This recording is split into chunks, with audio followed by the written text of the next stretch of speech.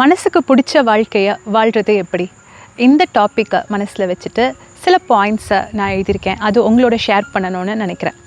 First one, நீங்கள் எந்த வேலை செஞ்சாலும் உங்கள் முழு மனசோட ஒரு சந்தோஷத்தோட நேர்மையான எஃபர்ட் போட்டு செஞ்சு பாருங்கள். அதுலேருந்து கிடைக்கிற சந்தோஷமே தனி தான். ஏன்னா நம்ம கம்ப்ளீட்டாக ஒரு இன்வால்வ்மெண்ட்டோட ஒரு சின்சியர் எஃபர்ட் நம்ம கொடுத்துக்கிட்டே இருந்தோன்னா அந்த வேலைக்கான அவுட்புட்டுக்கு ஒரு தனி அழகு இருக்க தான் செய்யுது. அம்மா அப்பா எனக்கு எப்பவும் சொன்ன ஒரு விஷயம், நான் இன்றைக்கி வரைக்கும் ஃபாலோ பண்ணுற விஷயம், நான் எக்ஸ்பீரியன்ஸ் பண்ண ஒரு விஷயம், நீ எந்த வேலை செஞ்சாலும் உன்கிட்டேருந்து ஒரு வேலை ஒரு அவுட்புட் போகுதுன்னா அதில் உன்னோட முழு ஈடுபாடு இருக்கணும், உன்னோட இந்த சின்சியர் எஃபர்ட் அதில் கண்டிப்பாக தெரியணும்னு. அதை நான் இன்றைக்கி வரைக்கும் ஃபாலோ பண்ணியிருக்கேன். அண்ட் அதில் நிறைய பாசிட்டிவ் எனர்ஜியும் நான் உணர்ந்திருக்கேன். நீங்களும் அதை ட்ரை பண்ணி பாருங்கள். சின்ன வேலை பெரிய வேலை இது அதுன்னு எதுவுமே கிடையாது. நம்ம ஒரு ஒர்க் செய்கிறோமா அது பக்காவாக இருக்கணும். அந்த ஒரு ஆட்டிடியூடே நல்ல ஒரு விஷயம்தான். அடுத்தது, எந்த ஒரு குழப்பத்தோடையும் ஒரு முடிவை எடுத்துடாதீங்க.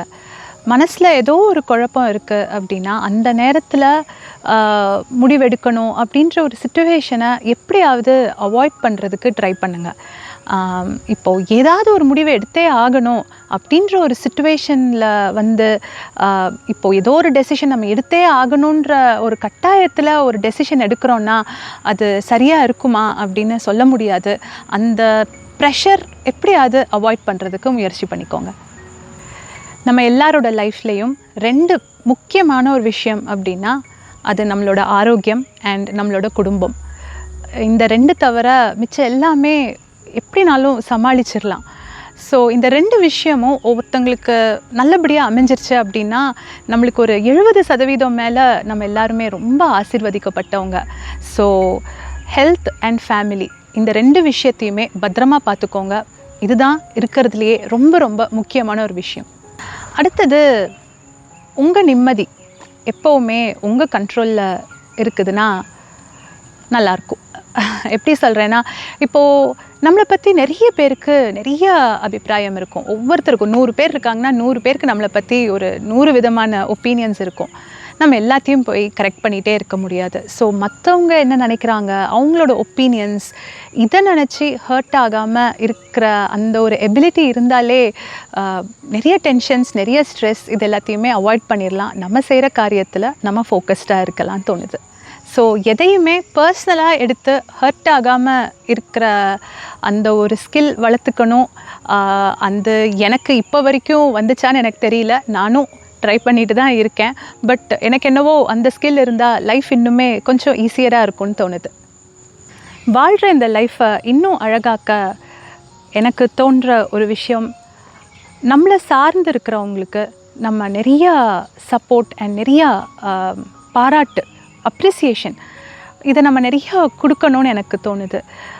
எனக்கு என்னவோ நம்ம எல்லாருக்குமே இப்போது அம்மாவாக இருக்கட்டும், இல்லை பார்ட்னராக இருக்கட்டும், இல்லை பசங்களாக இருக்கட்டும், எல்லாரும் நம்ம லைஃப்பில் இருக்கிறத நம்ம ரொம்ப வேல்யூ பண்ணுறோம். நம்மளுக்கு ரொம்ப ஒரு நன்றி உணர்வு இருக்குது. ஆனால் நம்ம ரொம்ப பிஸியாக இருக்கோமோ, நம்ம அவ்வளோவா யாரையும் அப்படி பாராட்டுறது கிடையாது. அவங்க எவ்வளோ இம்பார்ட்டண்ட் அப்படின்லாம் நம்ம வாய் திறந்து அதை சொல்கிறது கிடையாது. ஸோ எனக்கு என்ன தோணுதுன்னா, நம்ம மனசார அதை பாராட்டும் போது அது கேட்குறவங்களுக்கும் சந்தோஷமாக இருக்கும், சொல்கிற நம்மளுக்கும் அது நிறைய சந்தோஷத்தை கொடுக்கும்னு நம்புகிறேன். ஸோ உங்களை சார்ந்து இருக்கிறவங்களுக்கு நிறைய சப்போர்ட் பண்ணுங்கள், நிறையா அப்ரிஷியேட் பண்ணிகிட்டே இருங்க. அடுத்தது, எல்லாத்தையுமே புரிஞ்சிக்கணும்னு முயற்சி பண்ணாமல் இருக்கணுமோ அப்படின்னு நான் நினைக்கிறேன்.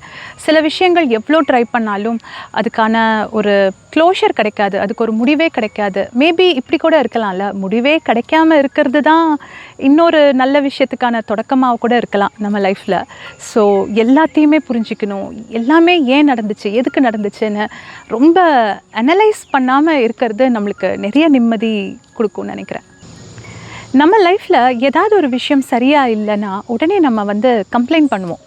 இவங்களால இந்த பிரச்சனையாச்சு, இதனால தான் சரியாக இல்லை, இப்படி இருந்தால் எனக்கு எல்லாமே கரெக்டாக இருந்திருக்கும். ஸோ எக்ஸ்டர்னலாக நம்ம நிறையா கம்ப்ளைண்ட் பண்ணுவோம். பட் நல்லா யோசித்து பார்த்தோம் அப்படின்னா இந்த நிமிஷம் நம்ம வாழ்க்கை எப்படி இருக்குது அப்படின்னா அது இவ்வளோ காலம் நம்ம எடுத்த சின்ன சின்ன முடிவுகள், இந்த முடிவுகளுக்கான எல்லா ரிசல்ட்டு தான் இப்போ நம்ம லைஃப் இருக்கிற ஒரு ஸ்டேட் கூட இல்லையா? ஸோ இன்றைக்கி ஒரு கான்ஷியஸாக ஒரு டெசிஷன் எடுங்களேன். இன்றைக்கிலேருந்து நீங்கள் எடுக்கிற எந்த ஒரு முடிவும் அதை யோசித்து சரியான ஒரு முடிவாக தான் இருக்கணும். ஒரு கான்ஷியஸ் இன்டென்ஷனலாக ஒரு முடிவு எடுக்கணும்னு யோசித்து பாருங்கள். மேபி ஒரு 10 இயர்ஸ்க்கு அப்புறம் இப்போ இருக்கிறத விட உங்கள் லைஃப் இன்னுமே அழகாக இருக்கக்கூட சான்சஸ் இருக்குல்ல. லாஸ்ட்டாக நான் சொல்லணும்னு நினைக்கிறது, பிடிச்ச வாழ்க்கைன்னு கிடையாது. நம்ம லைஃப் நம்ம நினச்ச மாதிரியோ இல்லை நம்ம நினச்சதை விட இன்னும் அழகாக இருக்கிறதுக்கு நம்மக்கிட்ட இருக்கிற ஒரு பெரிய பவர் நம்மளோட மனசு. அண்ட் அந்த மனசை வச்சு நம்மக்கிட்ட இருக்கிற ஒரு பெரிய சொத்து நேரம். ஸோ இதை சரியாக யூஸ் பண்ணணும். மைண்டையும் டைமையும் கரெக்டாக யூஸ் பண்ணிட்டாலே நிறைய பிரச்சனைகளையும் அவாய்ட் பண்ணலாம். நமக்கான வளர்ச்சி பாதையில் நம்ம போயிட்டே இருக்கலாம்னு நினைக்கிறேன். ஸோ எனக்கு தோணுன சில விஷயங்கள், சில தாட்ஸ் தான் உங்களோட ஷேர் பண்ணேன். இதில் நிறையா விட்டு போயிருக்கலாம். உங்களுக்கும் வாழ்கிற வாழ்க்கையை இன்னும் எப்படி அழகாக்குறது அப்படின்ற ஒரு டாப்பிக்கில் உங்களுக்கு என்னெல்லாம் தோணுதோ கமெண்ட்ஸில் கூட ஷேர் பண்ணுங்களேன், படிக்கலாம். So meet you again on another episode. Until then, take care. Bye.